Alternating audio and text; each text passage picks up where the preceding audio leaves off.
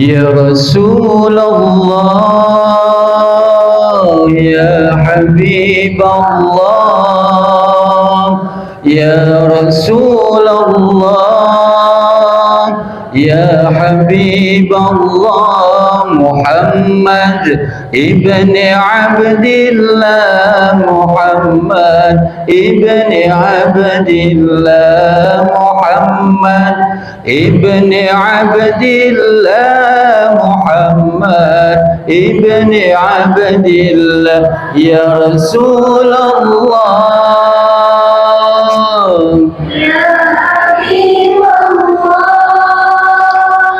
ya Rasulullah,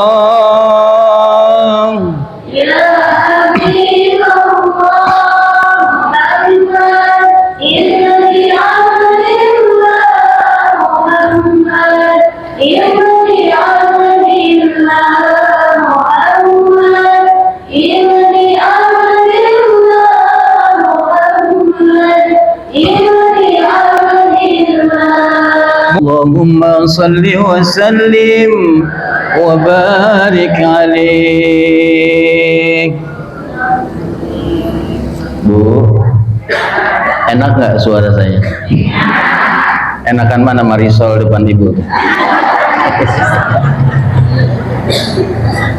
Alhamdulillah, jelek-jelek gini saya pernah jadi juara 1 kori, Bu. Bukan RT kori tapi ya, juara 1 kori tingkat RT saya. Pesertanya aja 10, yang 9 sakit semuanya. Menang saya. Mudah-mudahan dengan salawat yang sering kita baca di yaumil qiyamah kita mendapatkan syafaatul uzma dari baginda Nabi kita Muhammad sallallahu alaihi wasallam. Amin ya rabbal. Hari ini pembahasannya sesuai dengan permintaan daripada tema yang sudah dikatakan tadi oleh ketua kita, yaitu tentang demi masa, demi waktu. Ayatnya sudah disampaikan tadi oleh ketua kita. A'udzubillahi minasyaitonir rajim. Bismillahirrahmanirrahim. Wal 'asr. Innal insana. Baca bareng-bareng dari bismillah. 1 2 3. Bismillahirrahmanirrahim. Wal 'asr. Innal insana lafi khusr illa alladhina amanu wa 'amilus salihati wa tawasaw bil haqq wa tawasaw bis sabr. Sadaqallahul azim. Wal 'asr, demi waktu, demi masa.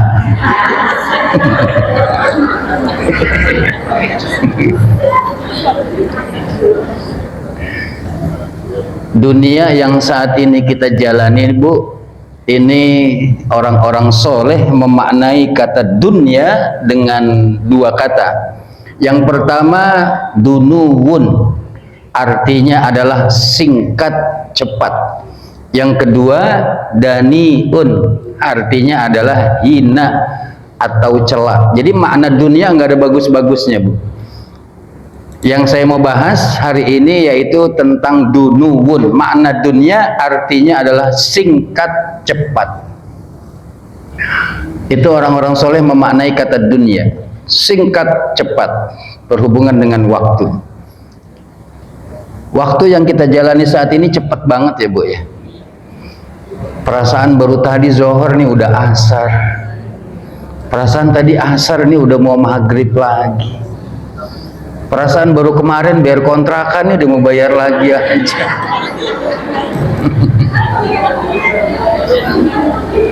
Perasaan baru kemarin habis nyunatin sekarang udah mau.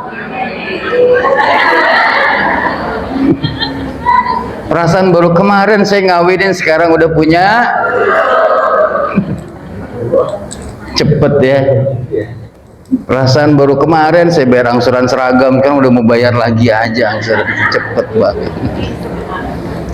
Waktu cepet banget ya. Dan waktu yang sudah berjalan nggak bisa kembali lagi, nggak bisa. Tuh, maka dikatakan demi masa, demi waktu. Di dalam Al-Quran itu Bu, ada seorang nabi utusan Allah yang diberikan umur panjang oleh Allah, namanya Nabi Nuh alaihi salam. Namanya, Ibu dengar suara saya nggak Bu? Soalnya ini agak kecil mic-nya nih. Ya, dengar suara saya? Coba saya mau cek sound dulu, cek sound sebentar ya. Ibu setuju dengan poligami? Oh iya, berarti dengar suara saya.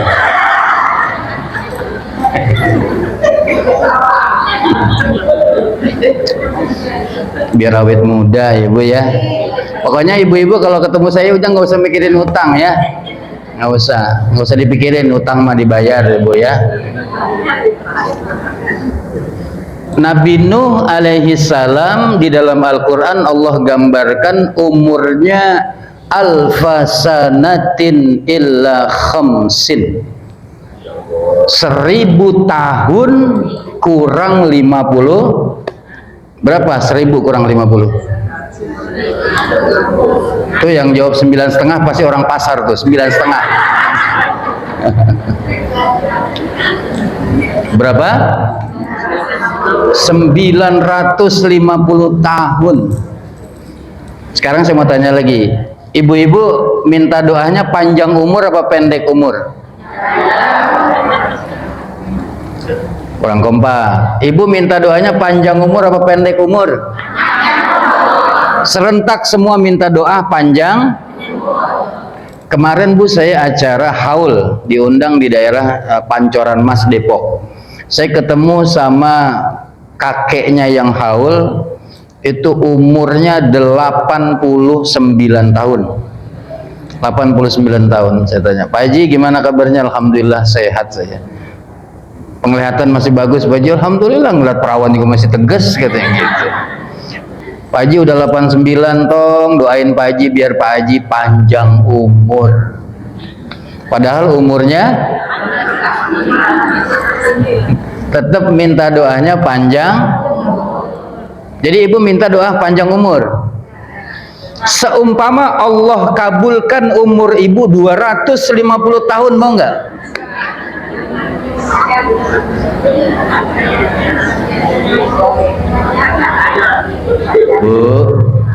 Bu, dikasih umur 250 tahun sama Allah, mau nggak?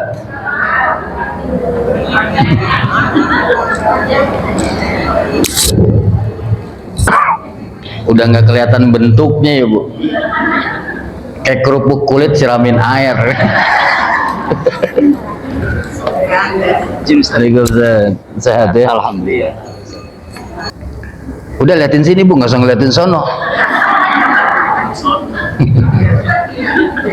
Sampai mana dah tuh tadi, saya lupa. Hah? Kerupuk kulit. Ini kajian apa sih bahas kerupuk kulit?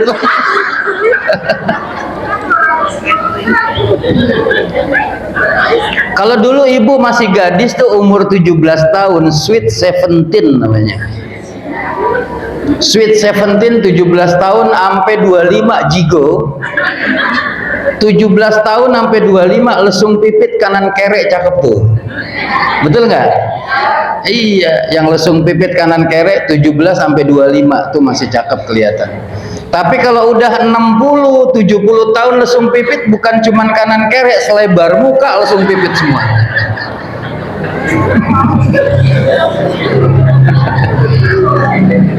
Saya tahu keriput Pak Haji, nggak usah ditebusin.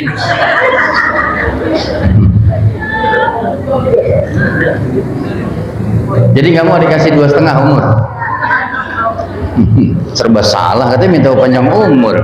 Dikasih 2,5 nggak mau. Maunya berapa sih? Hah? Maunya berapa? Besok mau besok?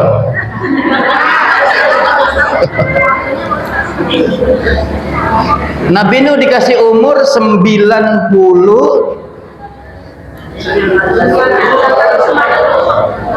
Nggak usah melotot Bu, saya juga tahu. Pakai melotot lagi. 950. Ada yang nanya sama Nabi Nuh, Bu. Ya atwalal anbiya'i umran, wahai nabi yang paling panjang umurnya. Berapa umur Nabi Nuh tadi? Biar ingat maksudnya saya ulang, Bu. Jadi di dalam kitab Al-Imam Al-Ghazali menyebutkan bencana ilmu itu lupa. Kenapa bisa lupa? Karena nggak pernah diulang. Maka kalau ada istilah di pondok pesantren tuh untuk mengkaji ulang supaya nggak lupa, ada murojaah. Ya, supaya hafalan Quran kita nggak hilang, diulang-ulang, murojaah namanya. Bencana ilmu itu lupa. Kenapa nggak bisa jadi lupa? Karena nggak pernah diulang-ulang. Tuh, ulang-ulang. Dan menyia-nyiakan ilmu itu adalah berbicara kepada orang yang nggak perlu. Kita ngomong tentang ilmu tapi dia nggak butuh. Sekarang saya tanya ibu, butuh ilmu apa enggak? Perlu ilmu apa enggak? Kalau nggak butuh, saya rasa sampai di sini saja tausiah saya. Karena nggak butuh kan percuma kita ngomong. Maka diulang. Berapa umur Nabi Nuh? Ya atwalal anbiya'i umran, wahai nabi yang paling panjang umurnya. Kaifa wajadtal hayata, bagaimana engkau merasakan hidup di dunia ini selama 950? Nabi Nuh ditanya, bagaimana rasanya hidup 950 tahun? Kata Nabi Nuh, wajadtul hayata kadarin laha babani dakhaltu min ahadihima wa kharajtu min al-akhir. Kata Nabi Nuh, aku hidup di dunia ini selama 950 tahun seperti dar. Dar itu sebuah rumah yang memiliki dua pintu. Dakhaltu min ahadihima, aku masuk dari salah satu pintunya, wa kharajtu minal akhari, dan aku keluar ke pintu yang lainnya. Dalam keterangan riwayat yang lain disebutkan, aku masuk dari salah satu pintunya, aku singgah sebentar saja di dalamnya, lalu kemudian aku keluar ke pintu yang lainnya. Diibaratkan kita punya sebuah rumah, Bu. Bu, Ibu masih hidup? Diibaratkan kita punya sebuah rumah yang memiliki dua pintu, ada pintu depan, ada pintu belakang. Ibu rumahnya masih ada pintu belakang enggak?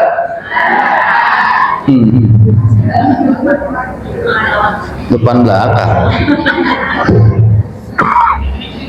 Maaf ya Bu, saya agak kurang sehat ini. Dari kemarin saya kajian maulid sehari 3 acara.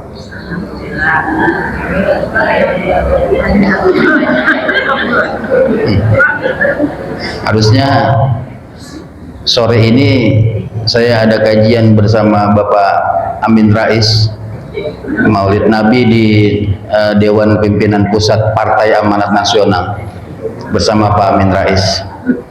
Karena saya nggak diundang ya saya kesini aja.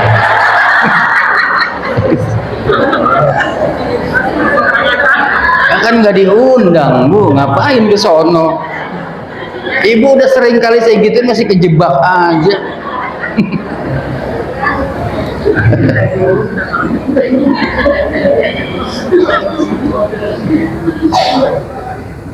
Kaifa wajadtal hayata, bagaimana engkau merasakan hidup di dunia ini selama 950? Kita punya sebuah rumah yang punya dua pintu, ada pintu depan, ada pintu belakang. Jikalau ada sebuah pertanyaan, Bu, kita punya rumah ada pintu depan, pintu belakang. Untuk menempuh jarak itu, masuk dari depan rumah kita, keluar ke pintu belakang rumah kita, butuh waktu berapa lama? Berapa lama? 10 menit. Masuk dari depan rumah kita, keluar ke pintu belakang rumah kita 10 menit. Lah rumah ibu seablak-ablak gitu namanya. Hah? 10 menit loh Bu. Saya dari Gandul ke sini aja 30 menit loh Bu. Dari Gandul. Ini daerah mana? Tangerang kan? Kita udah beda provinsi loh Bu itu. 10 menit rumahnya, ada lapangan bolanya itu. Masuk dari depan rumah, keluar ke pintu belakang 10 menit. Berapa lama? Berapa? 1 menit. Berarti 60 detik 1 menit. 1, 2, 3, 4, 5, 6, 7, 8, 9, 10, 11, 12, 13, 14.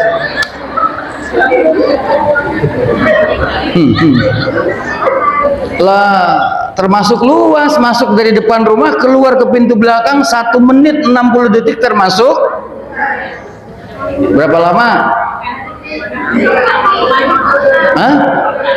Cuman hitungan detik Bu. Apalagi rumah saya RSSSSSSSS. Rumah sangat-sangat sempit sehingga susah sekali selonjoran. Bener nggak? Ketemunya dapur, sumur, kasur. Dapur, sumur. Itu yang dirasakan oleh Nabi Nuh alaihi salam, hidup di dunia ini selama 950 tahun seperti sebuah rumah yang memiliki 2 pintu. Dakhaltu min ahadihima wa kharajtu minal akhari. Aku masuk dari salah satu pintunya, lalu kemudian aku keluar ke pintu yang lainnya. Begitu singkat, begitu cepat waktu berlalu. Padahal Nabi Nuh hidup di dunia ini selama 950.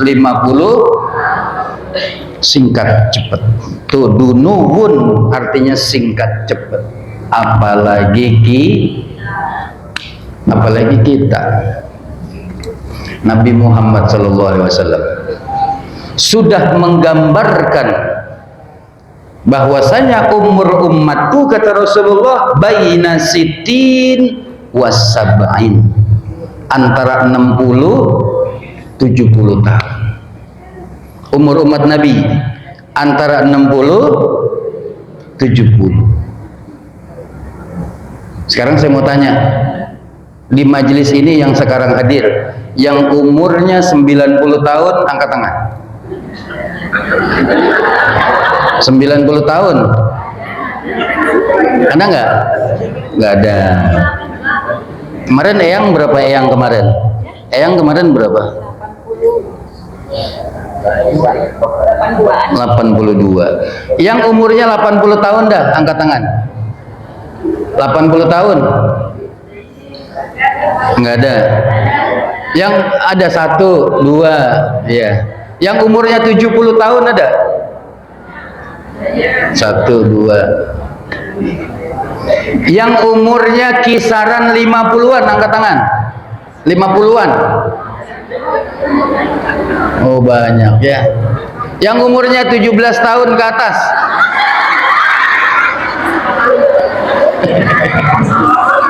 Bukan ke atas lagi, lompat ini kayaknya. Kebanyakan umur umat Nabi 60 70 berpulang ke rahmatullah. Ini bukan saya yang ngomong, Rasulullah. Umur umatku, kata Nabi, antara 60 70. Baina sitina wa sab'in. Umur umat Nabi 60 70 berpulang ke rahmatullah. Makanya sore ini yang umurnya 59 tahun 11 bulan 15 hari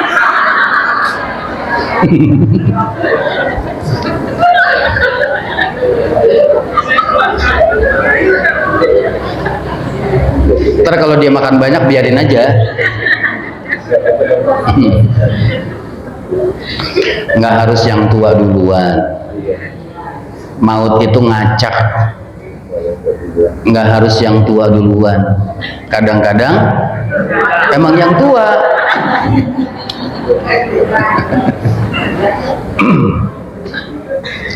Sahabat saya Ustadz Jeffrey Al-Bukhari meninggal di usia 41 atau 43 gitu. Antara 40 tahunan lah.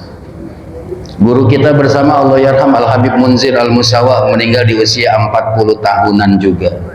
Muda apa tuh 40 tahun? Muda. Mantan pacar saya Alda Risma mati muda juga. Mantan pacar.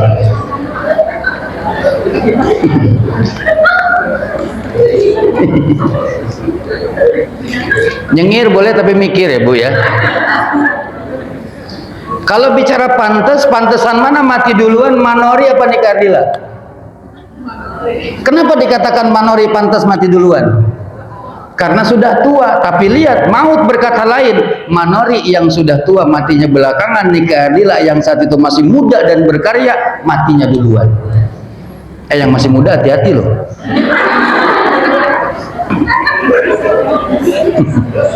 Jangan ngerasa masih muda, yang tua banyak apa jadi gua sih yang muda. Enggak. Itu Bu, yang meninggal karena aborsi nenek-nenek apa anak muda? Hah? Yang meninggal karena aborsi nenek-nenek apa anak muda? Anak muda. Kita nggak pernah dengar berita ada nenek-nenek meninggal karena aborsi. Bener nggak?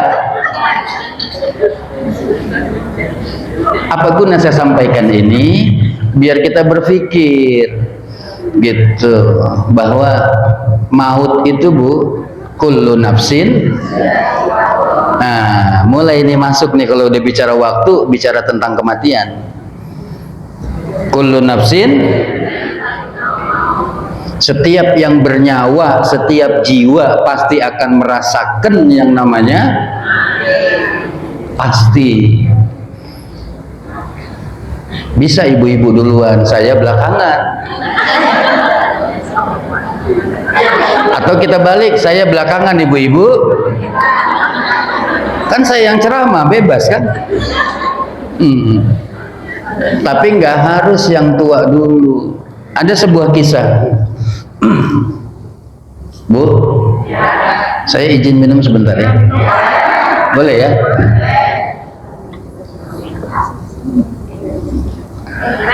Nggak usah dilihatin juga Bu, saya mau minum.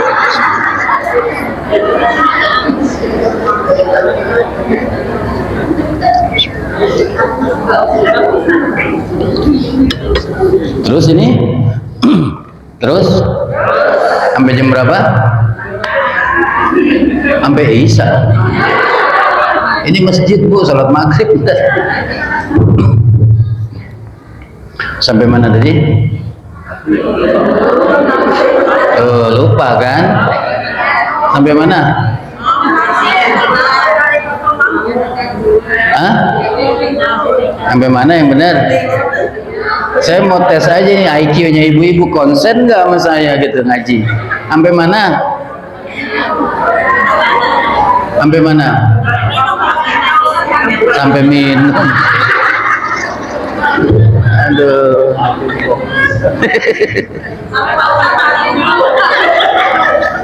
Sampai saya mati duluan. Parah nih ibu nih. Ada sebuah cerita di Depok tuh Bu. Ada seorang Pak Haji, itu umurnya hampir 70 tahun. Tua muda 70? Muda. Ogah berarti bilang tua. Pak Haji ini, maaf, ini bukan kita membicarakan tentang penyakit seseorang, tapi ada ibroh di sini, ada pelajaran. Pak Haji ini penyakitnya penyakit orang kaya Bu. Maaf ya, nggak ada unsur kesengajaan. Penyakit orang kaya. Kenapa saya bilang penyakit orang kaya? Karena Pak Haji mesti cuci darah seminggu 2 kali. Penyakit orang kaya bukan? Sekali cuci darah menghabiskan uang 3 juta. Seminggu 2 kali, berarti seminggu harus ada uang minimal 6 juta dia. Makanya penyakit orang kaya. Makanya kalau bisa Bu, kita jangan punya penyakit ini. Kita cukup kudis, parok, kurap, ampek, itu aja. Yang nggak gede biayanya. Paling kalau kudis kali salap 88 hilang kan. Penyakitnya penyakit orang Dia punya anak belum 40 tahun, laki-laki. Belum 40 tahun. Seminggu 2 kali ini anaknya nganterin bapaknya ke rumah sakit untuk cuci darah. Anaknya. Kalau bicara pantas, pantasan mana mati duluan? Bapaknya apa anaknya? Bapaknya atau anaknya? Kenapa dikatakan bapaknya pantas mati duluan? Karena udah tua, sakit-sakitan, betul gak? Pantasan bapaknya mati duluan. Tapi lihat, maut berkata lain. Bapaknya yang udah tua sampai sekarang masih hidup. Anaknya yang belum 40 tahun mati duluan. Tuh. Hati-hati loh yang muda-muda. Benar, ini satu gambaran ya. Tapi yang pasti kullu nafsin dha'iqatul maut. Yang kedua, masalahnya kita nggak ada yang tahu, Bu, kapan kontrak hidup kita di dunia. Itu masalahnya. Walaupun pasti, ada nggak yang bisa jamin ibu-ibu kalau tahun 2025 kita masih hidup? Yang bisa jamin, angkat tangan. Saya mau lihat mana orangnya. Yang bisa memastikan kalau kita tahun 2025 masih hidup, angkat tangan. Nggak ada yang bisa jamin? Nggak ada. Ini bulan apa nih? Hah? Saya soalnya nggak punya gaji, jadi nggak bisa ngitung-ngitung bulan. September. Ada nggak yang bisa jamin bulan Oktober kita masih hidup? Kan sebulan lagi nih. Ada yang bisa jamin bulan Oktober masih hidup? Nggak ada. Bu, saya tanya sekali lagi, ada nggak yang bisa jamin kalau ntar malam kita masih bernapas? Udah mulai rada serem nih.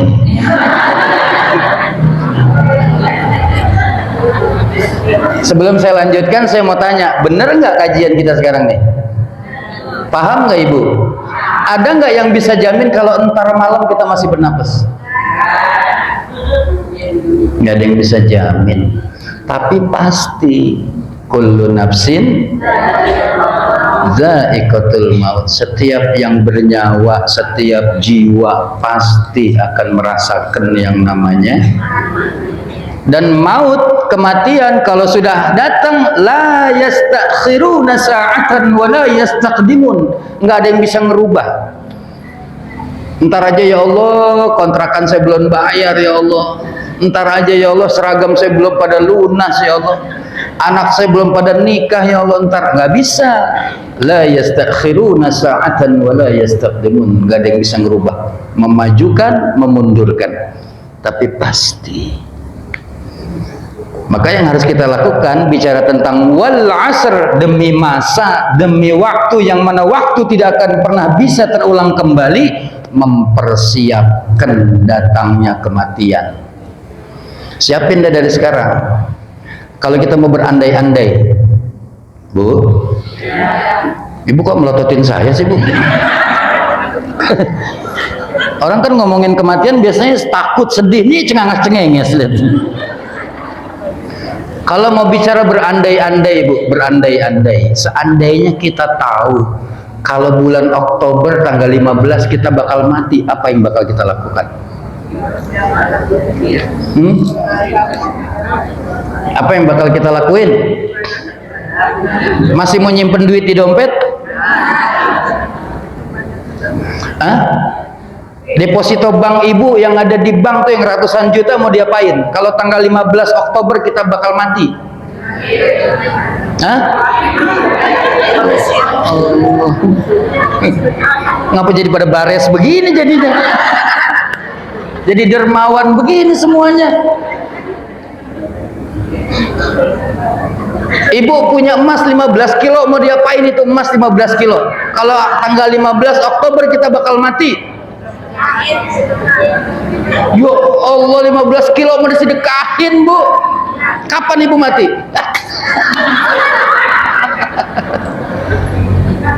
Ternyata harta nggak berharga buat kita, betul? Allah. Nggak berharga harta kita, Bu, kalau sudah kematian datang. Sebab apa? Mereka yang sudah berada di alam barzah saat ini, mereka yang sudah berada di alam kubur saat ini, mereka sesungguhnya minta dihidupkan kembali oleh Allah. Buat apa?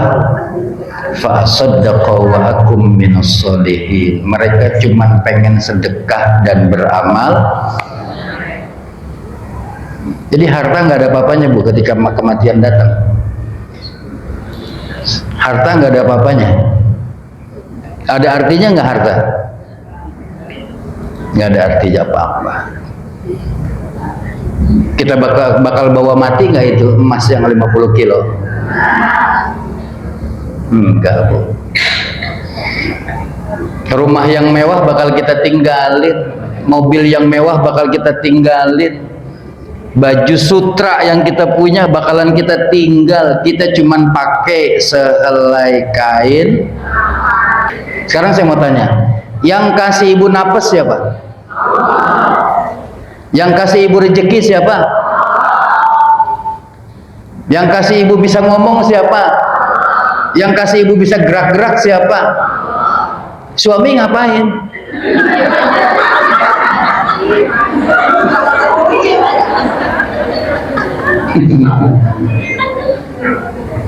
Suami itu jangan terlalu dicintain, Bu. Cintanya karena Allah. Kalau cinta sesuatu bukan karena Allah, tunggu saat kekecewaan itu hadir. Mencintai sesuami karena Allah, mencintai istri karena, biarkan kita kehilangan sesuatu karena Allah, tapi jangan sampai kita kehilangan Allah karena gara-gara suami kita jadi kehilangan Allah. Na'udzubillahi min. Makanya jangan terlalu cinta sama, kata suami, ini Ustadz begini jangan diundang lagi besok, kata.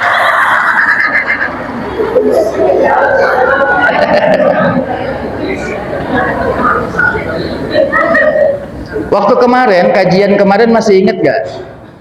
Mengenai tentang sholat. Seorang suami kalau sholatnya benar, masih ingat?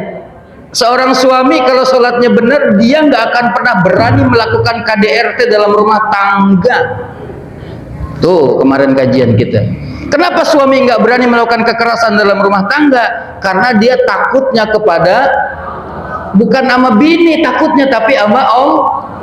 Tuh. Seorang istri kalau sholatnya benar nggak akan berani berselingkuh dari suaminya. Supaya dapat pengajian yang selama ini kita lakukan, harus ada perubahan. Karena kata Nabi, orang yang beruntung itu yang apabila hari ini lebih baik dari hari kemarin, hari esok dia berusaha untuk lebih baik daripada hari ini. Itu orang yang beruntung. Dulu sebelum ikut ke majelis ta'lim, sholatnya belang belentong. Tahu belang belentong?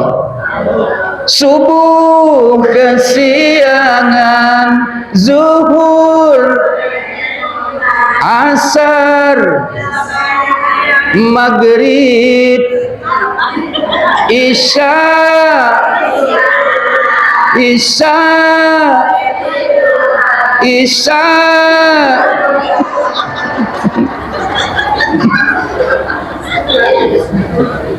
nggak ada yang dikerjain, bukan belang belentong, itu melos. Subuh kesiangan, ya Allah, zuhur kerepotan, sampai isya ketiduran, naudzubillahi min. Tapi begitu dia masuk ke majelis ta'lim, gabung bersama ibu-ibu majelis ta'lim, sholat 5 waktunya nggak ditinggalin. Alhamdulillah. Itu namanya ada perubahan. Dulu waktu belum ikut ke majelis ta'lim, suami kalau ngelihat dia dipelototin suaminya, sama suami pelatat pelotot. Ada nggak suka melototin suami di sini?